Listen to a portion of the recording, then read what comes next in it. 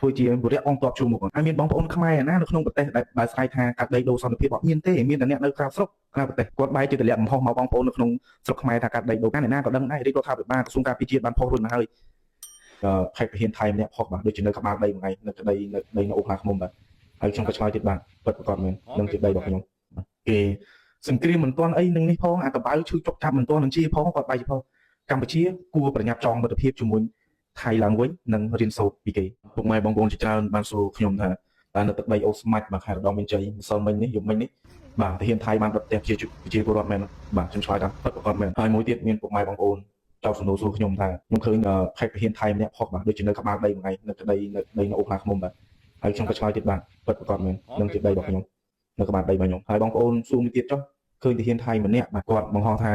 ាគាត់បង្ហោះបាទឃើញយកកៅយឹតឆ្លោះមើលបាទនៅលើភ្នំប៉ោតមើលមកទឹកដីឃើញទឹកដីខាងក្រោមអត់ពិតប្រាកដមែនបាទពិតប្រាកដមែនហើយបើមានបុគ្គលថា AI ទៀតបាទខ្ញុំមិនដឹងថាម៉េចទេតែគាត់ពេលដែលសង្គ្រាមផ្ទុះប្រហែលថ្ងៃហ្នឹងបាទគាត់ជាអ្នកនៅព្រំដែនឬនៅទីក្រុងនេះខ្ញុំអត់ហ៊ាននិយាយទេបាទបើគាត់ហ៊ានថា AI ទៀតខ្ញុំនឹងមានពាក្យអីនិយាយទេហើយពុកម៉ែបងប្អូនជាច្រើនក៏បានសួរថាយើងអាចវិលត្រឡប់ទៅអូស្មាច់បាទថ្ងៃនេះអ្នកនៅខាងអូស្មាច់ខេត្តរតនមានជ័យវិលត្រឡប់ទៅវិញច្រើនហើយបញ្ជាក់ពុកម៉ែបងប្អូននៅខេត្តរតនមានជ័យខាងអូស្មាច់គឺនៅតំបន់ក្រហមនៅឡើយទេរាជរដ្ឋាភិបាលនៅថ្នាក់ដឹកនាំបាទបានជម្រាបនិងផ្សាយជូនពុកម៉ែបងប្អូនមកហើយបាទនឹងបង្ការពេលមានបញ្ហាមួយព្រោះយើងក៏ទុកចិត្តបាទចោលសៀមដែរហើយរឿងមួយទៀតនោះបាទម្សិលមិញមានបងប្អូនបាទផ្ញើខ្ញុំបាទឃើញផេកមួយឈ្មោះវឌ្ឍនាណានំបាទផុសបាទឃើញលោកអនុទីនបាទនឹងទាហានបាទគេបាទឡើងមកខាងច្រកអូស្មាច់នឹងថតបាទពិតប្រាកដមែនខ្ញុំថាពិតប្រាកដទៀតបាទរូបភាពទាំងនេះបាទគឺនៅខាងច្រកអូស្មាច់បាទប៉ុន្តែឃើញផុសម្សិលមិញប៉ុន្តែមិនដឹងថាគេថតតាំងពីថ្ងៃណាខែណាយកមកផុសទេអំឡុងពេលនេះបងប្អូនតាមថ្ងៃខែដែលវាផុសឲ្យច្បាស់តិចហើយរឿងមួយទៀតដែលខ្ញុំជឿចាប់បាទមានបាទពូចុះបាទគេសង្គ្រាមមិនទាន់អីនឹងនេះផងអាកបៅឈឺចុកចាប់មិនទាន់នឹងជាផងគាត់បែរជាផងកម្ពុជាគួរប្រញាប់ចងមិត្តភាពជាមួយថៃឡើងវិញនិងរៀនសូត្រពីគេនឹងមិនដឹងថាគួរក្បាលគាត់គិតអីគាត់មានបងប្អូនឪពុកម្ដាយបាទគ្រួសារនៅតាមព្រំដែនគាត់មានអត់ដែរដឹងឬក៏មិនឬក៏គាត់កូនកាត់មិនមែនជាកូនខ្មែរបាទគាត់មានភាពឈឺចាប់អីបន្តិចអាសង្គ្រាមមិនទាន់ចប់សពគ្រប់ស្រួលបួលផងបែរជាគួរកម្ពុជាចងមិត្តភាពជាមួយថៃឡើងវិញខ្ញុំចង់ប្រាប់ពួកថាកូនប្រុស10ឆ្នាំចាំសងសឹកក៏អត់ទាន់ផុតដែរបាទហើយរឿងមួយទៀតដែលខ្ញុំចង់និយាយបាទខ្ញុំឃើញថាហៅចាយចុះហៅបងស្រីចុះបាទជាបងប្អូនធ្លាប់ស្ដាប់ហើយបាទគឺគាត់តែនិយាយថាបាទវីដេអូគាត់ផុសតដល់20ម៉ោងផងគាត់ថា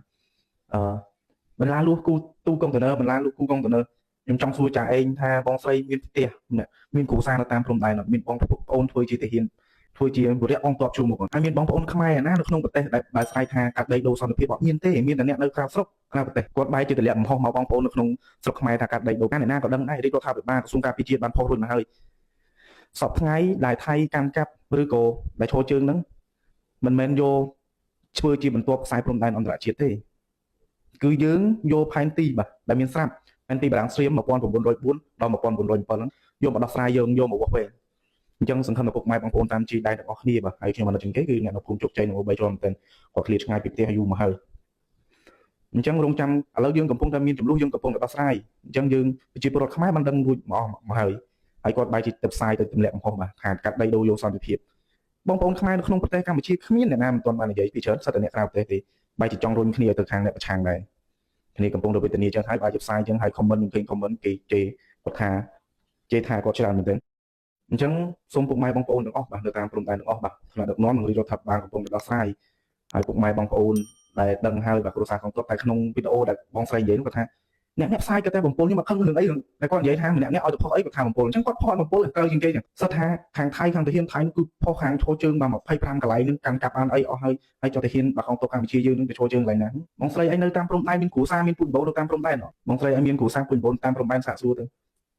ហើយបងស្រីដឹងនេះកន្លះអុកពេលគេស៊ីយើងហើយយើងមិនយើងមកដកថយសិនខ្ញុំអត់និយាយអីទៅនេះខ្ញុំអត់ចង់ឆ្លុះឈ្នះជាមួយខ្មែរគ្នាឯងខ្ញុំអត់ចង់ឆ្លុះជាមួយតែគាត់និយាយពេលខ្លះទៅគួរហែពេកអញ្ចឹងវីដេអូនេះបាទប្រហែលជាចូល10នាទីដែរខ្ញុំអត់មានអីនិយាយច្រើនទេខ្ញុំគាត់តែផ្ដាំពុកម៉ែបងប្អូនថាបាទឥឡូវនេះថ្នាក់ដឹកនាំកំពុងតែដោះស្រាយបាទយើងកំពុងតែមានចំនួនកន្លែងដែលមានចំនួនពេលខ្លះគេមិនទាន់ឲ្យយើងចូលបាទព្រោះវាជាតំបន់ក្រហមបាទអញ្ចឹងបងប្អូនបាទពេលខ្លះបាទបងប្អូនក៏មិនបានខឹងរដ្ឋាភិបាលថ្នាក់ដឹកនាំទេដែរព្រោះថាខឹងរដ្ឋាភិបាលថ្នាក់ដឹកនាំទៅជាខឹងបងវរៈកងទ័ពធានយើងអញ្ចឹងដែរទៅបូជាសាច់ស្រស់ឈាមស្រស់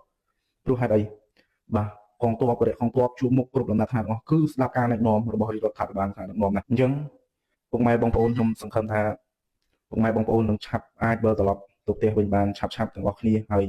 ខ្ញុំមានពាក្យនិយាយចុងក្រោយមួយម៉ាត់គេថាកូនប្រុស10ឆ្នាំចាំសងសឹកអត់ហួសពេលហើយ